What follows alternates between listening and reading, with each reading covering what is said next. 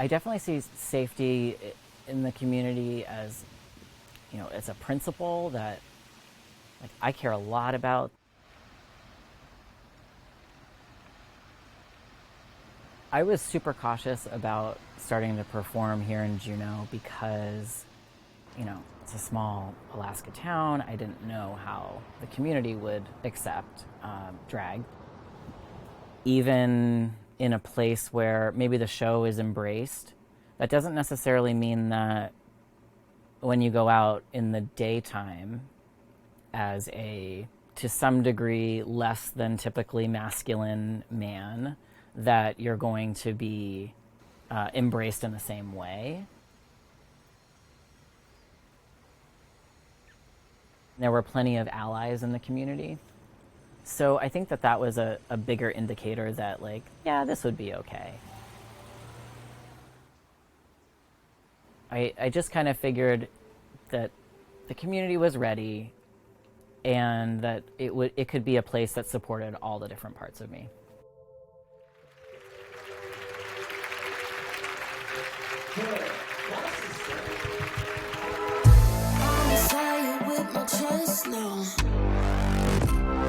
Got you figured out. Take me there like nobody else. It's so unfair. I get you all to myself. I like it like that. Yeah, yeah, yeah. I like it like that. Yeah, yeah, yeah.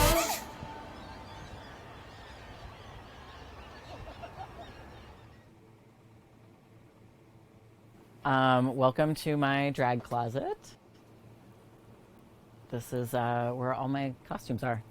And you wouldn't know it, but this is totally organized, like category of costume down the line.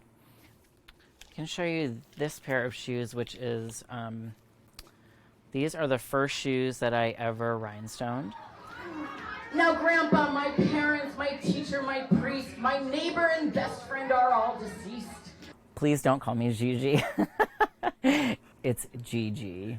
When death comes home and I hear him knock, I will welcome him. Gigi is totally a part of me.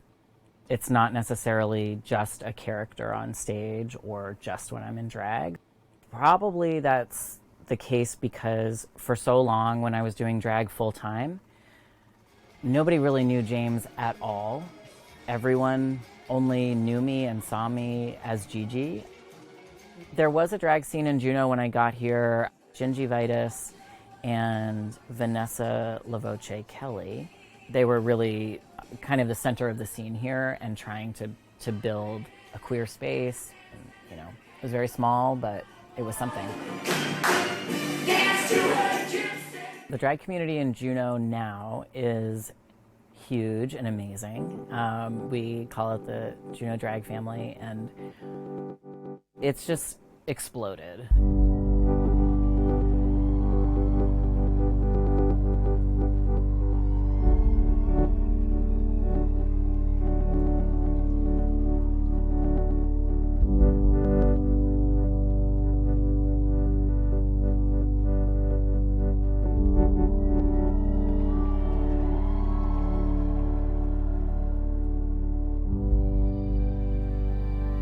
What's your blue steel? Can you do your blue steel?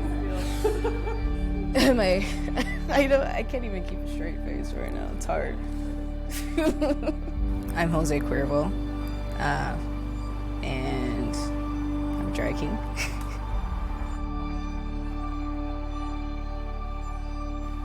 I try to remind myself to be brave. I'm really awkward. I'm an introvert, honestly. I do IT, and I don't talk to people. I'm losing my voice now by talking. I don't know, it's a more confident side of me. It's a side of me that's like outspoken, like ready to, you know, go blow for blow kind of thing. So, yeah.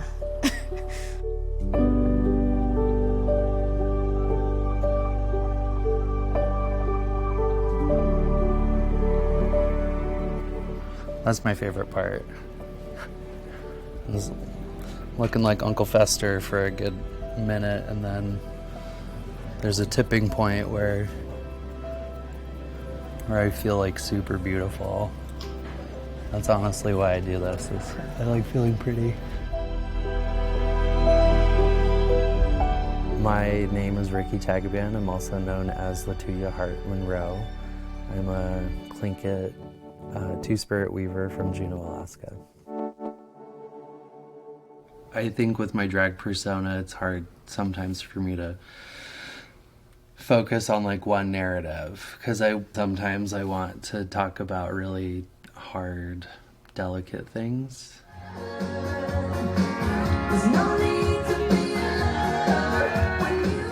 When Latuya started, and I ask everybody, you know, what's your motivation? Why do you want to do drag? She said, I want to indigenize drag and I want to queer my native culture, right? So it's kind of this duality that she was really interested in playing with. And I think that theme has followed her over the last 5 or so years that she's been performing. Indigenizing the drag space here is I mean, at its basic level, is just me participating and being, you know, a contributing member. I mean, the term two-spirit helps with like how other people see me. So like, my teacher saw me as a two-spirit person, and she wasn't wrong. And other people will see me as a gay man, and they're not necessarily wrong. I think in the context of our drag shows, I've always felt incredibly welcomed as a two-spirit performer. And like recently I was working the spotlight at a show, and we were at a bar where I was in the balcony operating the spotlight, and a huge Native family came up to sit in the balcony next to me, and one of the people in the family said, "Are we allowed to be up here?" And she said, "Well, Ricky's here, so it'll be fine." And it felt so cool to have this woman come with her whole family, and they're all Tlingit. I've known them for a long time. And then for her to be like, we have Ricky here. Just blending all those parts of myself and making it sparkle and be accessible to everyone. Follow me in the night, so you can keep me warm. In a small town, you know who the performers are. You do have a little bit of background. And so when you come into the show and you see Latuya, you know who she is. You know that she's this two-spirit powerhouse in the community. And the fact that she's using drag as another art form to express all of those identities, even if she's got a sequin gown on and doing a Diana Ross song, the message is still there.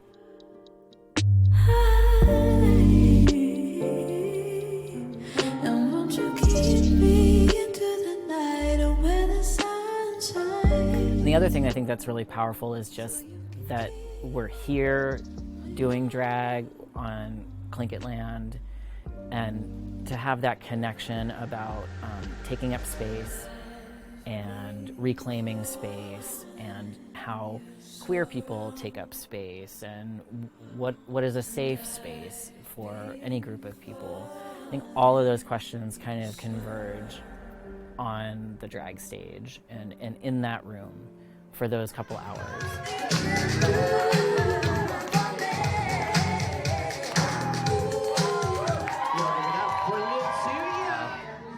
I was like really not into it until the curtain opened, and then I was like, oh yeah, I love this.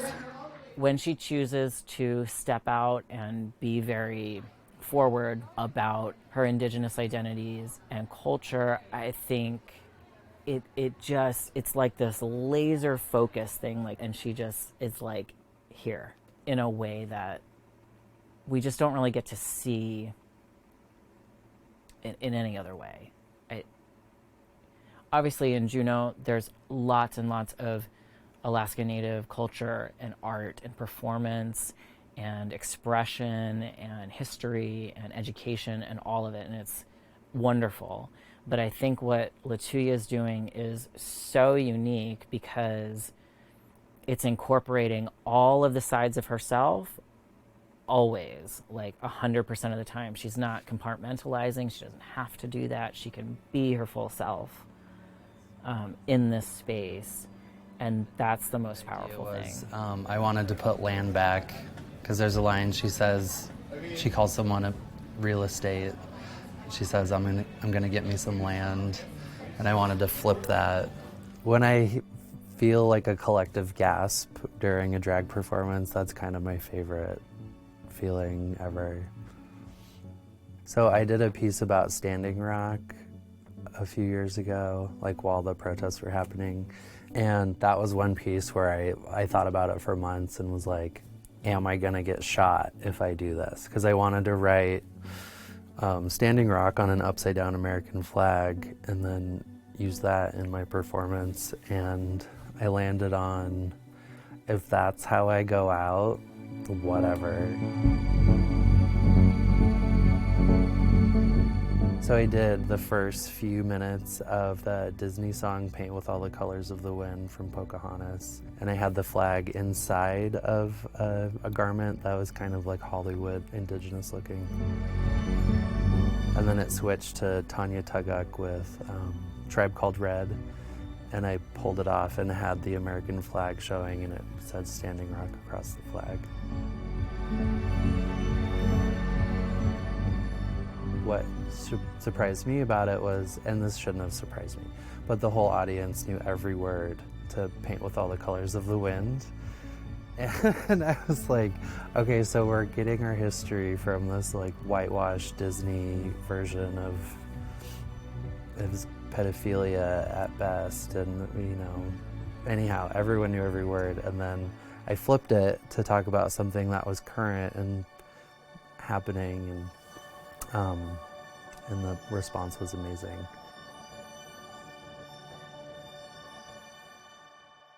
It's not about like how you put your makeup on or how you pick out a costume, because I think that's really individual. Like those are individual choices. But it's kind of like, what do you do with it? You know, once you're in drag, like why are you doing it? What is the whole point? And what are you trying to convey?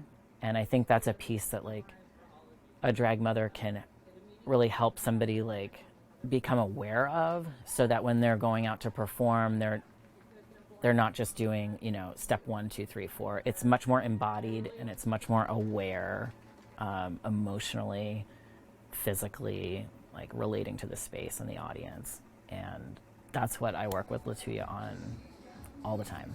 I forgot to wish you all happy show. Happy show! Gigi Monroe is my drag mom.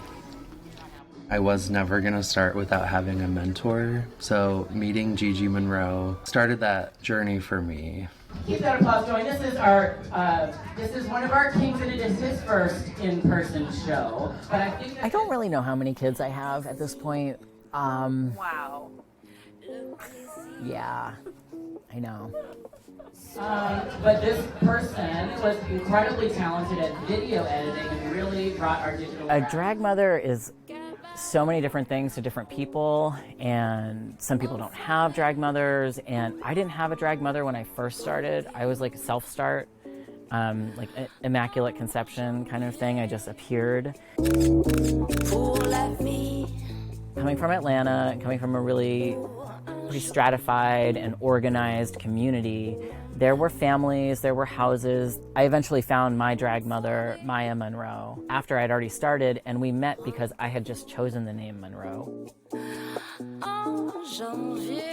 The things that I learned from her were from watching her on stage, or getting ready next to her in a dressing room, or watching how she interacted with the bar owner, the bartenders, the patrons, the audiences, the DJ, and just kind of how she maneuvered like throughout this scene and the community. Get those dollar bills out. Get that business fired up for Miss Guys and here, Evan Hanson. When I started, I didn't know if having the Monroe name would be something I needed to kind of earn. Like I felt like I needed to wait until it felt appropriate to call myself a Monroe.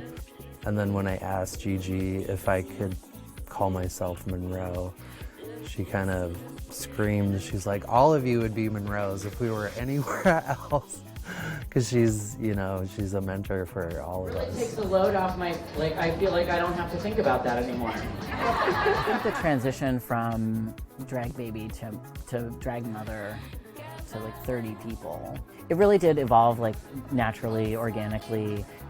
I had learned so much in my previous performing career about how to run shows and how to work with people, other performers, and mentor, that it was really easy. Like I could just flip those lessons right around and be like, well, this is what I was taught and I've seen it work, so let me just keep passing that. You know, I wanted a place for my own performance, my own art, my own creativity to be out in the world. And that's kind of where it started from. And then it's grown and snowballed into all of this other stuff. And I think that my goal now has really shifted. It's had to focus on providing, you know, support and a sense of community for performers to just be able to express themselves and learn how to do this craft in a really high quality way, first and foremost. And then I think the secondary motivation is around creating a culture here and like creating a scene here where drag is understood. It's seen for what it is, which is a queer art form that anybody can take part in. There are lots of different styles, there's lots of different varieties, and hopefully something for everybody. And it just feels like it's a necessary piece of like the arts and culture scene in a community.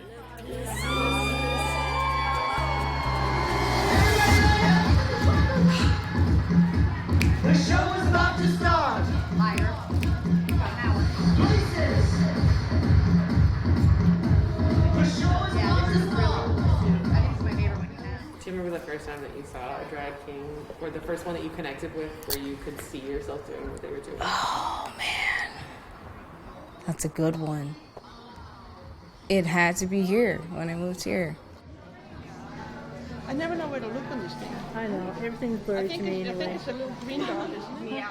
Why do we have so many drag kings in Juneau? I have no idea. When we started, I think we had 2 or 3 who were part of an initial core, and that just inspired other people to want to be part of it. You know, they needed to see somebody like them represented on stage, and once people did, you know, they were like, okay, there's probably space for me.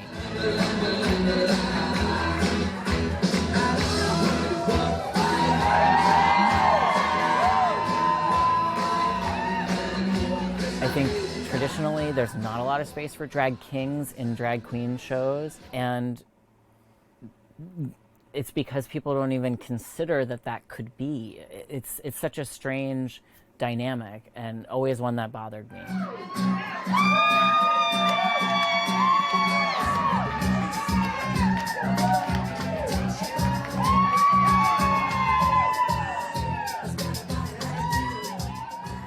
I grew up like the other half in Florida, like all over Florida, honestly.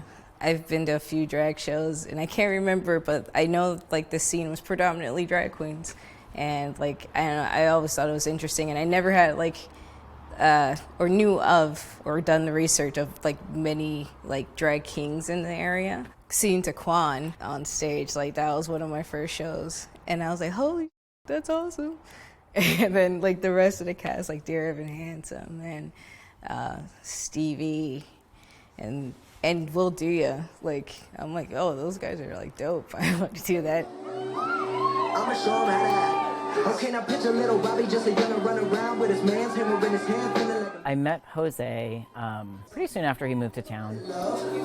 everybody know. He's like the sweetest, very short human being.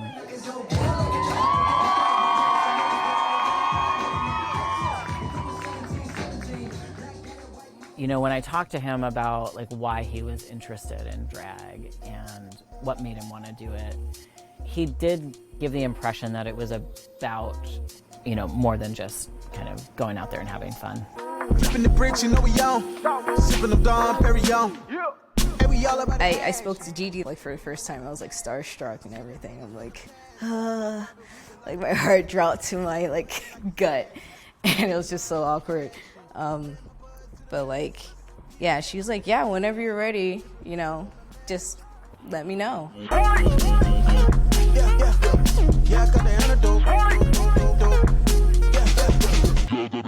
I feel that drag is a great platform to just remind people about the injustices for Black people for hundreds of years.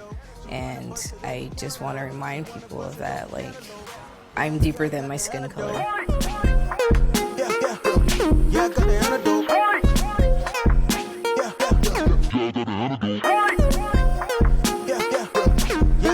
When someone like Jose can like start the conversation with a really powerful performance that is also entertaining and fun and it's great music, then there's an opportunity to follow up with some conversation and some action.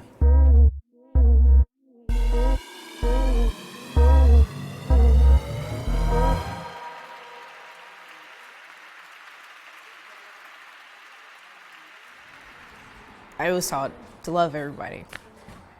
And like, you know, despite the color of their skin, I don't see myself any different than the next person. Cause like, I don't know, racism gets me.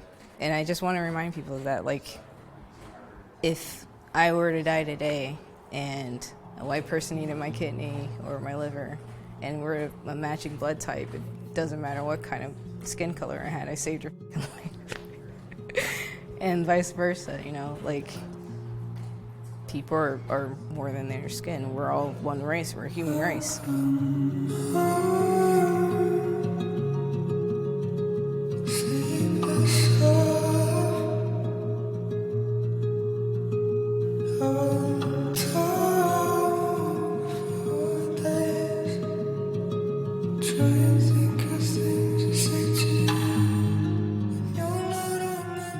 I think there's a few different pieces about safety, and one of them is like, as a performer, drag has allowed me to explore a lot of different parts of myself and really deeply, and I want everybody to have that experience. How did Juneau receive you? Ooh, that's a good question. I don't know. I honestly don't know. If someone says, hey, you're Jose, and I'm like, yeah. And they're like, you're amazing, and I'm like, okay. Like, thank you. I'm glad you like it. Like, I don't know, I'm just like flattered. Like, Jose is like the other side of me. It's my other, it's a part of me, you know, like, kind of things that I feel deeply about, and I wouldn't talk about something that I don't feel deeply about. So.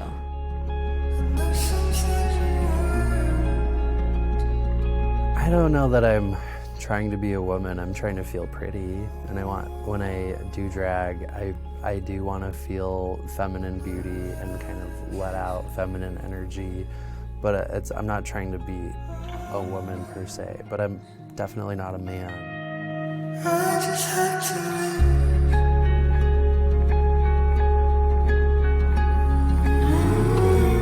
Our shows are really a safe space, and I mean, Alaska is as liberal as Juneau is, and there's so many pockets of like liberal places. Alaska is still very conservative. I think it's such a powerful art form to test boundaries and push boundaries. And I think the other piece of the safety thing is like audiences who come to the show feel really safe. Like that's a hugely important facet for me too. I've certainly worked in a lot of bars and nightclubs where that was not the case, but it's really important for me to like use the fact that I have a microphone and that I have a captive audience to talk about respect and safety. And we can get really serious at times, but do it in this context that it tries to make that information accessible and that message embraceable by a pretty diverse audience. I think that's about like actively creating the culture that you want to live in. We're trying to plant some seeds.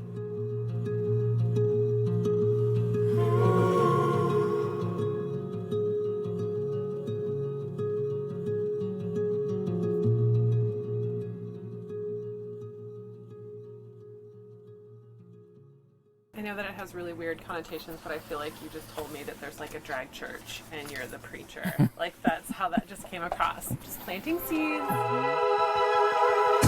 I'm inside with my chest now. I got you figured out.